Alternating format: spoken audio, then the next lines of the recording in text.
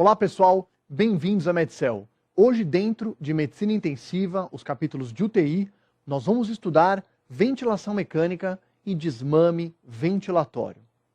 Um pouco do histórico, porque é bastante interessante a gente ver a evolução dos ventiladores mecânicos ao longo da história da medicina. Então, em 1950, existiu um ventilador mecânico chamado pulmão de aço, que foi bastante utilizado por conta da epidemia de poliomielite que aconteceu na ocasião. Olha que interessante essa enfermaria, né? E cada uma dessas máquinas é um pulmão de aço, um ventilador. Na verdade, a ideia aqui era uma ideia muito parecida com a nossa fisiologia, porque o paciente ficava deitado dentro dessa máquina e ele fazia uma pressão negativa para ajudar na inspiração. Depois, em 1960, aparece um respirador chamado Bird-Mark 7. Esse ventilador Bird-Mark 7 ainda é visto em vários hospitais, em várias UTIs e em vários departamentos de emergência. Em especial porque ele é um ventilador muito simples, sem microchip, sem sensor eletrônico e que, portanto, não precisa de energia elétrica para funcionar. Ele só precisa com fluxo de gases. Então, é muito interessante, inclusive em alguns lugares, aonde eventualmente pode cair a energia e você ficar dependendo só do gerador, ou até para outros trabalhos que o pessoal às vezes faz dentro da UTI, com a mecânica ventilatória do paciente, Bird-Mark 7. Esse é o Bird-Mark 7. Né? Quando eu estava na formação, na faculdade de medicina, a gente ainda utilizava muito esse tipo de ventilador. Depois de 1980, vieram os ventiladores modernos, agora com sensor, com processador eletrônico, com a possibilidade de ciclar volume, porque esse ventilador era só a pressão, e aí a gente entra na era moderna da ventilação mecânica e com a possibilidade de ter várias modalidades de ventilação mecânica, vários padrões que a gente pode mexer no ventilador. Indicações.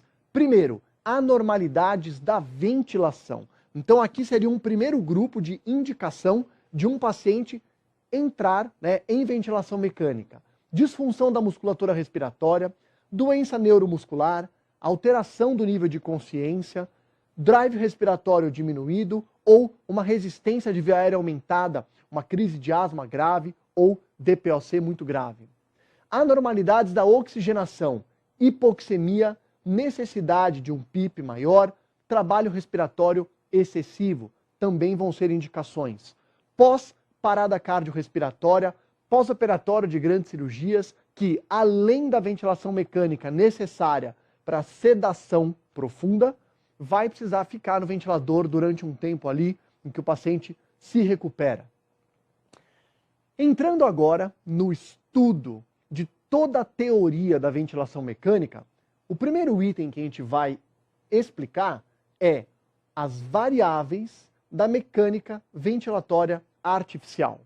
Então, hoje, quando a gente tem um paciente que vai entrar em ventilação mecânica, a gente lida com 4 variáveis: fluxo, pressão, volume e tempo. E a gente vai ver com calma cada uma delas e quando a gente for estudar os modos ventilatórios, a gente vai relacionar como que essas variáveis funcionam em cada modo ventilatório. Primeiro, fluxo. O fluxo, né, tem uma relação direta com o volume. Então, quanto maior o volume que você está dando, quanto maior o fluxo, maior o volume que você vai atingir. E uma relação inversamente proporcional com o tempo da inspiração, ok?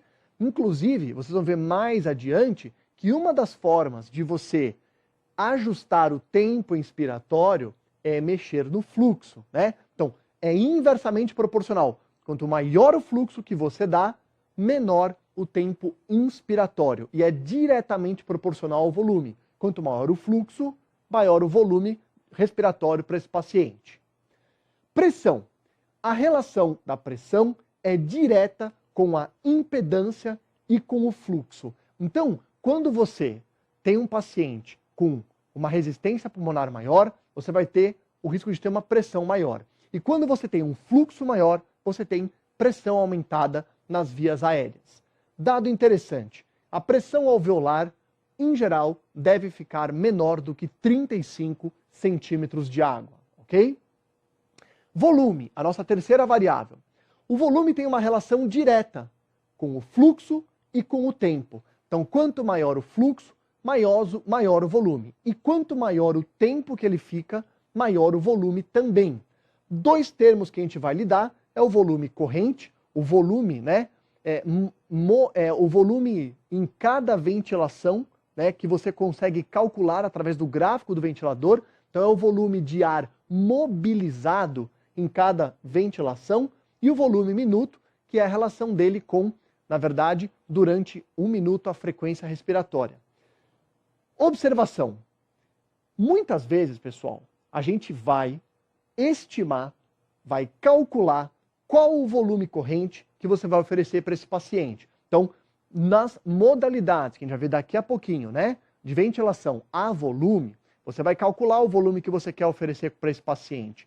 Em outras modalidades, você vai fazer o cálculo. Então, o que é importante? A base de cálculo de volume que você vai ofertar para um paciente, ele tem relação com o peso desse paciente, mas não é o peso real calculado, é o peso ideal. Então, já aqui uma primeira observação. Você, quando vai calcular o volume corrente, né, você vai utilizar ml por quilo, e esse por quilo é de volume, é de peso ideal, e não de peso real. Por quê? Porque você está preocupado com o pulmão de um paciente e não com o que ele acabou ganhando de peso por acúmulo de gordura, né? A gente está pensando aqui na fisiologia pulmonar. Então, a estimativa é feita pelo peso do paciente ideal e não do real. Tempo é a nossa quarta e última variável.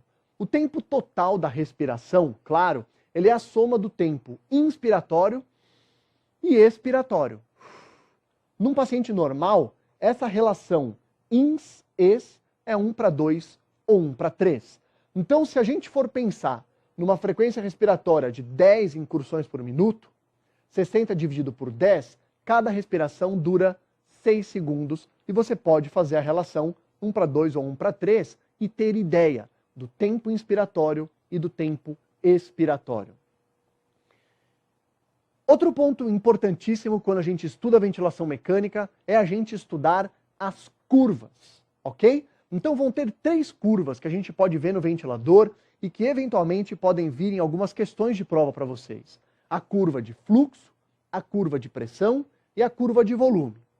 Na curva de fluxo, a gente vai identificar a fase inspiratória, a fase em que o ventilador faz a ciclagem, a fase expiratória, disparo e limite. Então, este é o gráfico e a gente vai identificar cada um desses números, ok? Então, número 1, 2, 3 e 4. Vamos lá, essa é a curva de fluxo. É a primeira curva que a gente vai ver, depois a gente vai ver as outras. Então, primeira fase. O ventilador mecânico, ele vai insuflar os pulmões. Até onde? Até qual parâmetro? Depende. Ele vai ser limitado ou a pressão, ou a volume, ou a fluxo. Depende do modo ventilatório. Então aqui, vamos voltar na fase 1. Aqui, olha, o ventilador mecânico vai insuflar, tá certo? Então a curva de fluxo mostra essa ascensão, tá certo? E aí ele vai chegar até um limite, que é identificado aqui no gráfico, ok? Tá aqui, ó, limite. Como que ele chega nesse limite? Porque o ventilador mecânico consegue ver que você atingiu a pressão pré-determinada. Então vamos supor que eu estou fazendo uma ventilação ciclada à pressão. Pronto, ele na curva de fluxo atingiu aquela pressão, ele para. Ou estou ciclando a volume, ele vai parar, tá certo? Então tá ali, atingiu o limite. Depois, ele vai mudar da fase inspiratória para expiratória, ok? E isso vai acontecer, mais uma vez, quando você atingiu aquela pressão pré-fixada, ou volume pré-fixado, ou o volume inspiratório diminui. Porque no começo da nossa inspiração, esse fluxo inspiratório é rápido, aí ele tende a diminuir. O aparelho entende, então, que está na hora de mudar da inspiração para a expiração. Então, aí você vai ter aqui, na verdade, uma inversão do fluxo, né? Porque esse fluxo teve, na verdade, uma queda muito grande, porque parou o aparelho de mandar, né, o volume, e aí você vai começar a ter a fase expiratória. Então, na fase 3, aqui embaixo, então, olha, o aparelho enviou, atingiu o limite, aí ele parou de enviar, claro, e aí você começa a ter um outro fluxo, que é a fase expiratória. Abre-se a válvula expiratória, permitindo o esvaziamento das pressões e mantendo o PIP, que a gente vai ver melhor na curva de pressão. Essa é a curva de fluxo, ok? Então, depois vem a fase 4, que é a fase de disparo. Então, que está aqui, ó, expiração, aí eu vou ter o disparo. Por que ele vai disparar? Por que ele vai iniciar um novo ciclo respiratório? Vamos voltar para cá. Ele vai começar um novo ciclo respiratório porque ele contou o tempo. E você que colocou a frequência respiratória no ventilador mecânico, então ele contou aquele tempo que deveria ter durado o ciclo respiratório e ele vai mandar um novo ciclo para garantir a frequência respiratória que você determinou. Ou pressão. Ele detecta o esforço respiratório do paciente, que faz uma pressão negativa e você determina isso através da sensibilidade do aparelho. Ou o fluxo, que também é sentido pela sensibilidade. Então, vamos voltar para o gráfico, né? Aqui foi o primeiro disparo, fluxo, atingiu um limite, parou de mandar. Aí ele inverte aqui, não tem fluxo, é como se ele estivesse naquela fase ali do platô da respiração, aí expirou. Essa expiração vai seguir até o momento em que o aparelho vai definir a hora de mandar um novo ciclo, que pode acontecer, imagine um paciente totalmente sedado, tá bom? Sem esforço. Então vai acontecer porque passou um certo tempo e pela frequência respiratória que você determinou, ele dispara um novo ciclo. Ou numa ventilação em que o paciente tem um esforço respiratório, assisto controlada, ele vai detectar uma queda de pressão, que é o esforço respiratório do paciente. Ele manda o ciclo. Ou ele vai também determinar um fluxo, né? Ou a pressão, ou o fluxo, que todos esses dois elementos vão ser percebidos por uma parte do ventilador mecânico chamada sensibilidade. Ou a pressão negativa, ou a tentativa do fluxo feito pelo próprio paciente, e aí o ventilador entra para ajudar. Então, essa é a curva de fluxo, tá certo? Com essas explicações que a gente colocou. Essa aqui, pessoal, é uma curva de pressão. Então, normalmente, na curva de pressão, você consegue ver claramente aqui no início o PIP que você colocou para o seu paciente, né? E conforme você tem o ventilador mecânico agindo, ele vai subir essa curva de pressão até um pico. Depois, ele vai manter um platô e depois ele tem a fase expiratória. Então, você tem que identificar numa curva de pressão o PIP, a pressão de pico, platô e a expiração. Tá aqui, ó. Então, se cair numa prova para vocês, essa figura, esta primeira parte representa o PIP, tá certo? A pressão expiratória final ali da via aérea. Esse aqui vai representar o pico de pressão expiratória. Então, PIP e pico de pressão. Depois, 3, a pressão de platô. E vocês vão ver a implicação clínica disso. É fundamental a gente determinar a pressão de pico, a pressão de platô.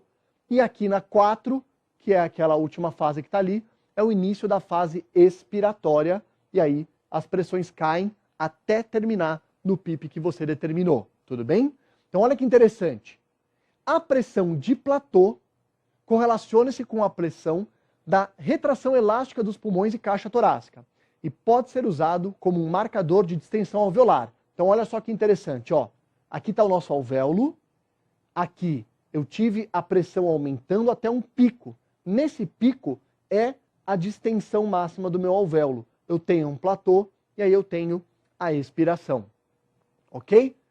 Aqui, algo que frequentemente aparece para vocês nas provas são as 3 curvas juntas. Em alguns ventiladores mecânicos também, você tem essa tela, em que eu tenho a curva de pressão, a curva de fluxo e a curva de volume.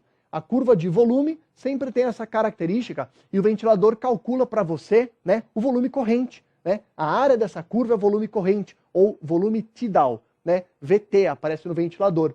A curva de fluxo sempre mostra, né, essa parte para cima e a parte para baixo, que são os fluxos que você tem na ins e na expiração. E aqui as curvas de pressão. Outra forma da gente poder determinar, de novo, as 3 curvas juntas. Aqui, volume, mostrando então o volume corrente, né? Você tendo aqui a pressão, com pressão de pico, pressão de platô, e aqui as curvas de fluxo. Ok?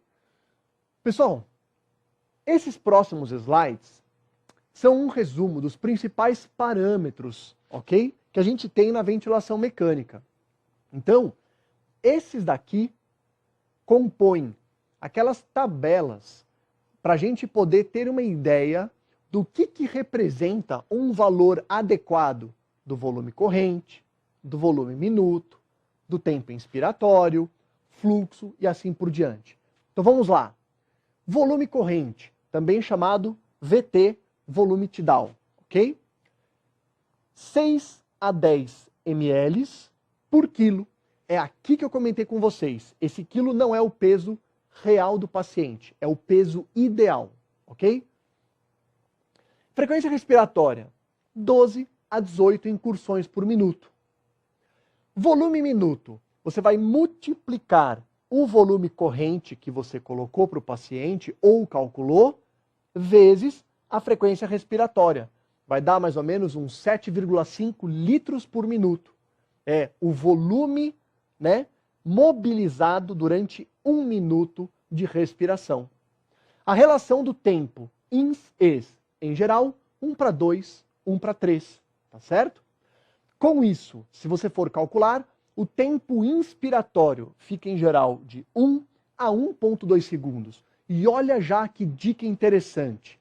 Se você estiver fazendo uma ventilação de modalidade pressão regulada, então uma ventilação controlada à pressão, você vai poder ajustar na máquina quantos segundos que você quer de tempo inspiratório.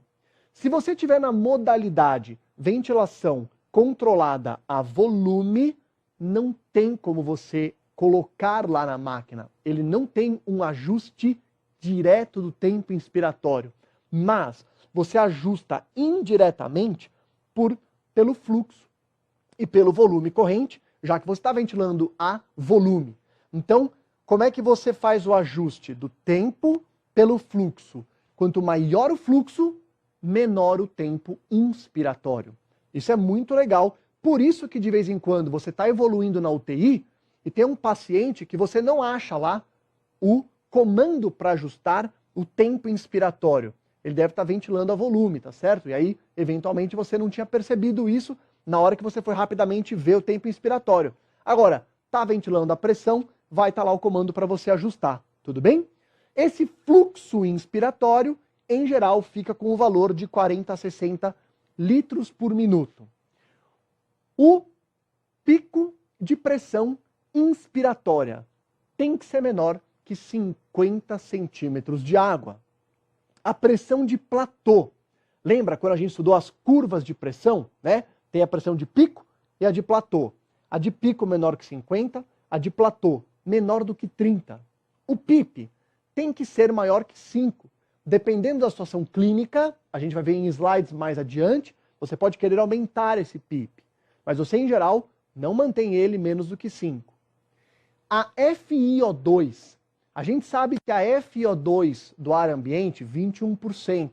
Mas, se você está ventilando, você, em geral, deixa pelo menos 40% de FiO2, tá certo? Naquele paciente bem, que está evoluindo para desmame, que logo vai sair da ventilação mecânica, fica em 40% de FiO2. Aquele paciente que você acabou de entubar, que está com algum problema pulmonar agudo, você vai pôr 100% de FiO2. Mas aí você vai ajustando e o ideal é ficar menor do que 60. Então qual que é um valor bom de FO2? Entre 40 e 60. Não vou baixar de 40, mas acima de 60, claro, se você precisar, e a gente vai ver muito isso na aula de choque, né? Se for necessário, eu vou manter uma FO2 de 80, uma FO2 de 100, mas sabendo que isso causa lesão pulmonar, porque o oxigênio produz radicais livres.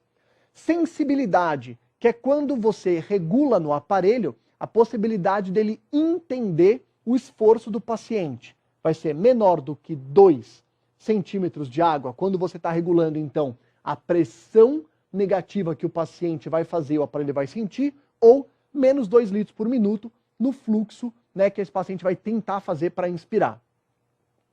Então, o fluxo inspiratório, tá certo? De novo, a relação do fluxo com o tempo inspiratório. Quando eu aumento o fluxo, você diminui o tempo inspiratório e aumenta a pressão na via aérea. Isso a gente viu lá naqueles primeiros slides, né? Que é a relação do fluxo com o tempo e com a pressão. Então, você vai escolher o padrão do fluxo que você vai fazer. Em geral, ele é decrescente, porque ele acaba produzindo menos pressões na via aérea em termos de parâmetro de ventilação mecânica. Ok, pessoal? Legal até aqui? Ficou um pouco mais claro? Olha só, agora a gente vai entrar nas principais modalidades ventilatórias e depois vamos ver as formas como a gente pode ventilar esse paciente controlado, assisto controlado, SMV, pressão de suporte, assim por diante. A gente tem essas 3 principais formas de ventilar um paciente. Ventilação controlada a volume, ventilação controlada a pressão e ventilação com pressão de suporte. Ainda, você vai, além de escolher que você vai ventilar a volume, vai ventilar a pressão, essa ventilação pode ser totalmente controlada. O paciente está sedado, o paciente não tem autonomia ventilatória nenhuma, tá certo? Se você puser no ventilador mecânico 12 incursões por minuto de frequência respiratória, você vai chegar lá e vai ver que ele fez 12. Essa ventilação pode ser assistida. E aí, em geral, o termo fica assistido controlado. Por quê? Porque você vai colocar 12 incursões por minuto, você que colocou lá, frequência respiratória. Aí você chega na máquina, ele fez 15 naquele minuto. Ué, como é que ele fez 15 se você pôs 12? Porque ele usou o recurso assistido. O paciente foi capaz de deflagrar 3 ciclos respiratórios além do que você estipulou. Então, quando você coloca a possibilidade assisto controlada, vamos supor, você deixa assisto controlada, mas você pôs 12 ventilações por minuto e ele fez 12. Significa o quê? Ele não entrou, porque as 12 que você pôs, a máquina deflagrou. Se você colocou 10 e ele fez 15, então ele fez as mandadas por você e outras que ele deflagrou. Mas a diferença desse assistido é que o paciente deflagra o ciclo, mas o ciclo respiratório segue todos os parâmetros do ventilador. Isso é totalmente diferente da respiração espontânea. Na respiração espontânea, o paciente tem autonomia completa. Ele acaba determinando o volume corrente, o fluxo, a curva respiratória é outra. O que a máquina ajuda é que ela dá uma pressão de suporte na via aérea, tá? Ela aumenta um pouco a pressão daquela mecânica ventilatória do próprio paciente. E é por isso que a gente tem essa modalidade chamada SIMV, que no passado era mais famosa, hoje a gente usa menos. E por que ela era mais famosa? Porque justamente ele é uma modalidade que você punha no ventilador mecânico em que ela intercalava alguns ciclos, todos com os parâmetros que você pôs no ventilador e outros espontâneos. Então, quando você pegava a curva, tinha curvas típicas do ventilador e curvas do paciente, né? Então, você tinha ciclos ventilatórios intermitentes e permitindo ao paciente ciclo espontâneo entre os mandatórios. Então tinha uma interação boa, né? Teoricamente, a gente parecia estar se aproximando mais da fisiologia do paciente, porque quando ele fazia uma respiração espontânea, era com o volume corrente dele, o fluxo dele, a pressão dele, tá certo? Então antigamente era considerado um modo de desmame, mas os trabalhos mostraram, os estudos, que não é o melhor modo de desmame. Então hoje a gente vai ver que a gente usa menos essa modalidade, mas é importante vocês saberem e vocês eventualmente vão encontrar isso nos pacientes na UTI, tá? Bom, vamos falar sobre cada uma das ventilações, algumas características mais específicas de cada uma delas, antes de entrar na sugestão para cada caso clínico, tá legal? Então vamos lá, a ventilação controlada a volume. Então, eu asseguro o volume corrente do meu paciente, eu calculo, né, aqueles ml por quilo que eu quero dar para o meu paciente, eu pré-programo, né? De acordo com o fluxo, tempo, inspiratório, lembra? Tudo que a gente viu na parte de controles. Então o disparo vai ser dado pelo tempo, né? Quando você tem uma ventilação totalmente controlado, e no caso sempre, se o paciente tiver drive respiratório, se o paciente tiver autonomia para iniciar o ciclo respiratório, aí o disparo vai ser dado por fluxo negativo ou pressão negativa, que é a respiração do paciente, tá legal? Mas ele manda com todos aqueles parâmetros que você programou. Você vai limitar a ventilação ou a volume ou a fluxo. A ciclagem é porque atingiu aquele volume que você pôs ou o tempo da frequência respiratória. E a pressão inspiratória é uma variável dependente, tá certo? Vantagens. Quando você precisa controlar o volume corrente desse paciente, e isso é especialmente importante quando eu preciso de um controle maior da PaCO2. Exemplo, pacientes com hipertensão intracraniana, tá certo? Ou quando você precisa ter o volume corrente estritamente regulado, que acontece na síndrome de desconforto respiratório agudo, né? É uma causa importantíssima de insuficiência respiratória, a gente viu na aula de insuficiência respiratória. Limitação. Você não controla a pressão inspiratória. Então você vai ter que calcular a pressão inspiratória, muitas vezes a máquina já calcula para você, e você vai lidando com os outros parâmetros para ver se ela está adequada para o seu paciente, tá? Então essas são as características da modalidade ventilação controlada a volume. Agora, ventilação controlada a pressão. Você vai assegurar uma pressão para o paciente, que ela vai ser constante durante o fluxo, durante o tempo inspiratório. O disparo, sempre a mesma coisa, ó. Você pôs 12 ventilações por minuto, 12 incursões por minuto, e se você colocou no assisto controlado, toda vez que o paciente tiver drive respiratório, ele vai iniciar diminuindo o fluxo e pressão. Então é assim que vai disparar. Uma vez que disparou, ele vai mandar o ciclo respiratório limitado à pressão. Ok? Você limita a pressão na via aérea. Aí vai ciclar a tempo e você vai ter como variáveis dependentes desse ciclo que você programou fixando a pressão, o volume e fluxo. Você vai ter que ver na máquina que volume e que fluxo ele está dando. Então, vantagens. Ele limita a pressão aplicada nos alvéolos, tá? Tá um fluxo variável, que é um melhor sincronismo com o paciente, né? O fluxo fica mais ajustado de acordo com as variáveis do paciente, e o padrão de fluxo, em geral, quando você faz um padrão de fluxo decrescente, que dá um melhor recrutamento alveolar. Hoje em dia, é um dos modos ventilatórios que a gente vê com muita frequência nos pacientes em UTI. Ventilação controlada à pressão. Desvantagem. Você não está garantindo um volume corrente, porque diferente da outra modalidade, você calculava o volume corrente e punha na máquina quanto você quer. Aqui não. Aqui você está calculando a pressão e colocando lá a pressão que eu quero. Então você vai ter que verificar qual é o volume corrente que o paciente está fazendo, para evitar que ele esteja fazendo hipoventilação e você não esteja vendo. Então aqui você vai ter que ficar atento em qual volume corrente que aquela tua regulagem está proporcionando para o paciente. A pressão de suporte assegura uma pressão inspiratória constante e tudo é acabado sendo determinado pelo paciente, porque aqui o paciente está em uma respiração espontânea, né? Essa é uma modalidade de desmame ventilatório. Então você tem a frequência respiratória, o tempo de inspiração determinados pelo paciente, tá certo?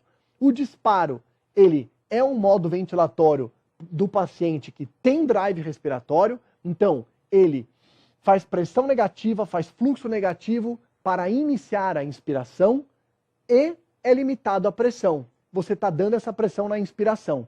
Você cicla com o fluxo, que vai acabar indo na inspiração, e tem como variáveis dependentes o volume principalmente.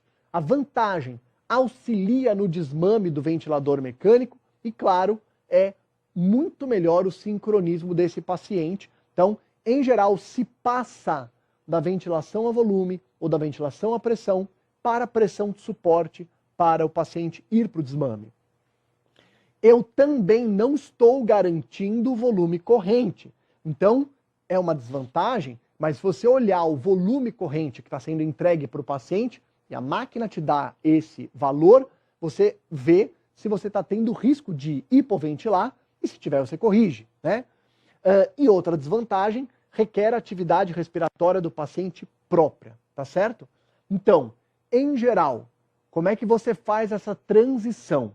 Você inicia a pressão de suporte com valor igual à pressão de pico naquela ventilação assisto controlada. Então, ó, paciente sedado, estava praticamente só controlado.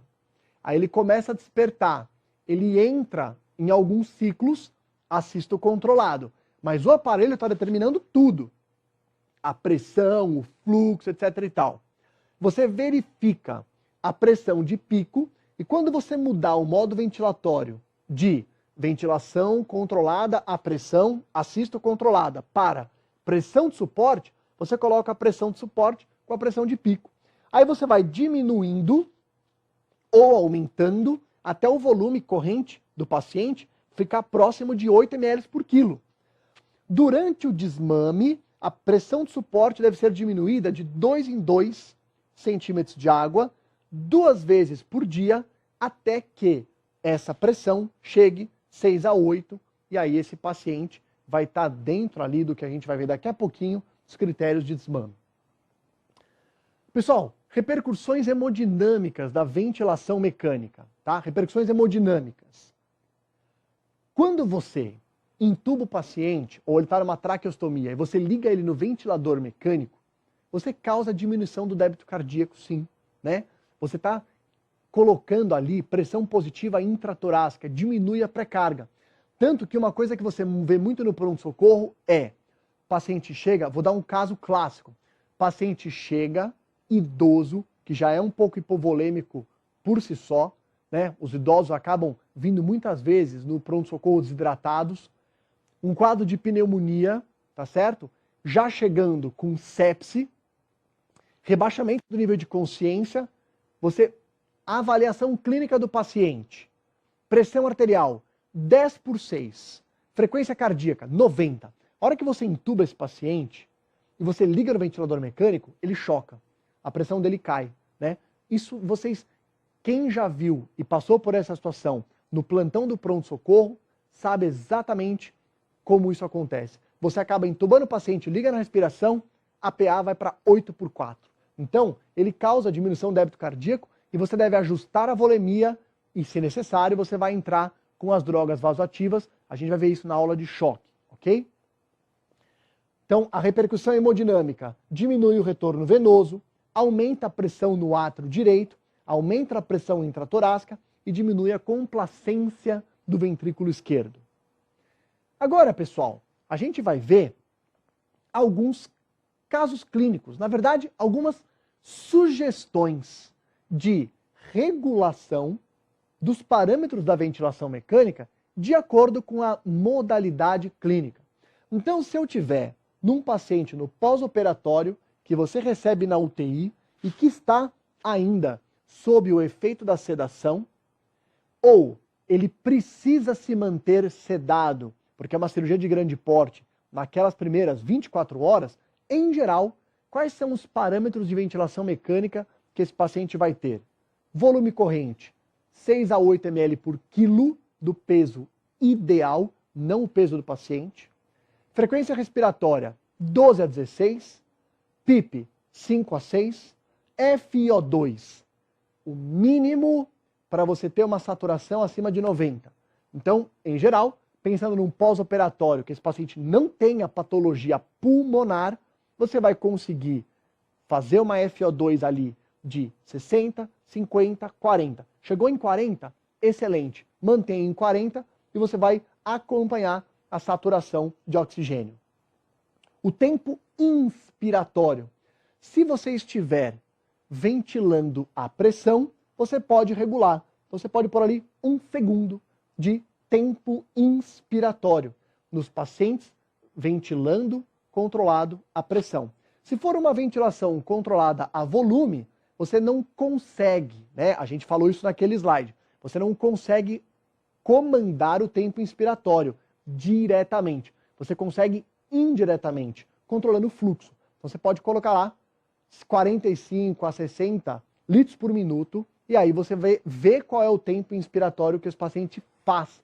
E aí você vai regulando o fluxo. Quanto maior o fluxo, menor o tempo inspiratório, tá bom? Sensibilidade, -1 centímetros de água para o aparelho detectar a pressão negativa ou -2 para o aparelho detectar o fluxo. E aí esse paciente, quando for acordando, porque você está tirando a sedação, vai fazendo a ventilação assisto controlada. Tudo bem? Então, esses aqui seriam sugestões de parâmetro ventilatório no pós-operatório. DPOC, olha que interessante que mudou. Mudou muito a frequência respiratória. Você tende a colocar um volume corrente menor, uma frequência respiratória menor, né? E aí, esse paciente, então, de novo, isso são sugestões.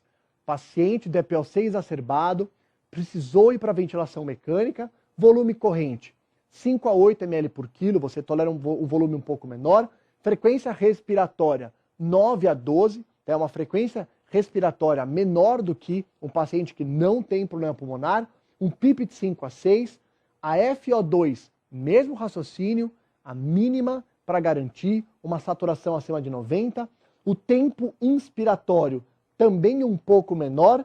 Se você estiver ventilando a pressão, você diminui um pouco do tempo inspiratório.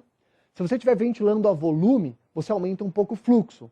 E a sensibilidade, a mesma coisa para o paciente conseguir ventilar. Próxima variável clínica. Síndrome do desconforto respiratório agudo, ok? Conceito fundamental, pessoal. Foi avaliado em diversos trabalhos clínicos, inclusive um trabalho importantíssimo feito no Hospital das Clínicas, aqui no nosso país, no Brasil, que é referência hoje para diretrizes do mundo todo, que a pressão de platô menor que 30 está associado a melhor prognóstico desse paciente. Então, em geral, para esses pacientes, você faz como sugestão de ventilação mecânica e algo que pode cair nas provas.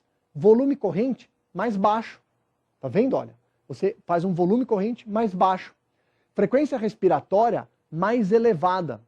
Um PIP bem mais elevado. A FiO2, o mesmo raciocínio, mínima para garantir uma saturação acima de 90. Um tempo inspiratório e um fluxo também semelhantes. Se for ventilado a pressão, um tempo de 1 segundo. Se for ventilado a volume, um fluxo de 45 a 60 litros por minuto e a sensibilidade mantida.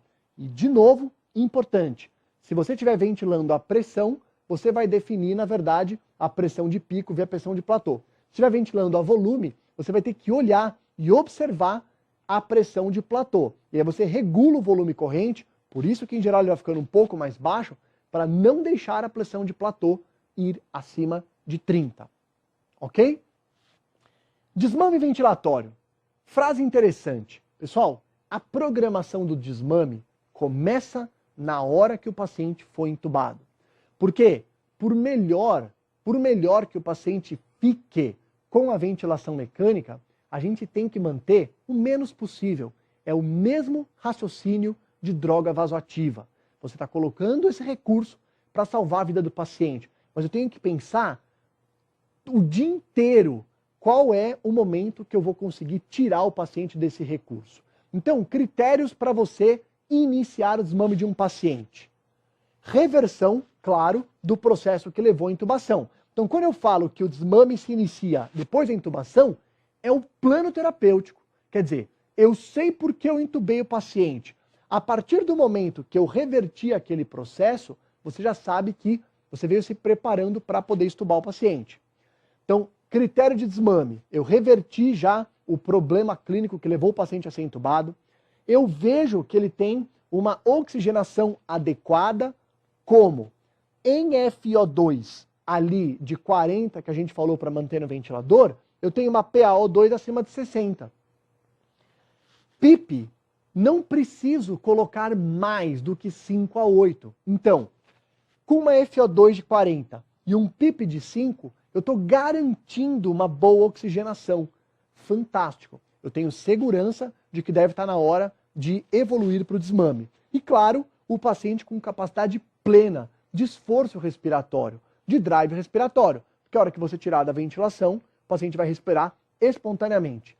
Né? O reflexo de tosse eficaz, estabilidade hemodinâmica, né? Às vezes o problema pulmonar já está até mais resolvido, mas claro, você não pode deixar um paciente instável hemodinamicamente sem suporte ventilatório. E estabilidade neurológica, né?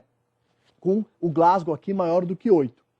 Índice de Tobin, que é a frequência respiratória dividida pelo volume tidal, pelo volume corrente, tem que ser menor do que 106. É um outro índice, é um outro indicador que você vai ter sucesso no seu desmame, tá? Aí tem teste de respiração espontânea, com uma pressão suporte, né? Aquela modalidade ventilatória de 7 centímetros de água, um PIP de 5, por 30 minutos a 2 horas. Você avalia desconforto respiratório e alteração hemodinâmica. Então, pressão de suporte baixa, um PIP mínimo, né? Você avalia esse paciente num período aí de até 2 horas, como fica todos os critérios respiratórios e hemodinâmicos do paciente, para poder saber que ele vai poder evoluir com sucesso para o desmame.